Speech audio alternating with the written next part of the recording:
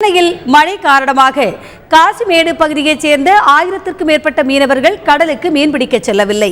தமிழகத்தில் வடகிழக்கு பருவமழை தீவிரமடைந்துள்ளது.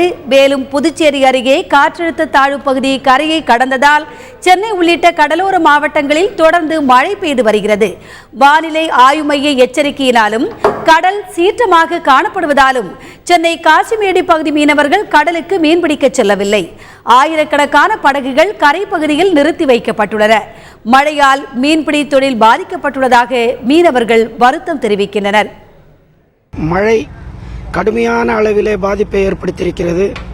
இந்த மழையின் காரணமாகவும் புயலின் காரணமாகவும் கிட்டத்தட்ட 1000க்கும் மேற்பட்ட விசைப்படகுகளும் 1000க்கும் மேற்பட்ட ஃபைபர் கட்டுமர படகுகளும் கடலுக்கு மீன்பிடிக்க செல்லாமல் கரையிலே நிறுத்தி வைக்கப்பட்டு இன்றைக்கு மீனவர்களுடைய ஒட்டுமொத்த தொழிலும் முடங்கி கிடக்கக்கூடிய சூழ்நிலை ஏற்பட்டிருக்கிறது.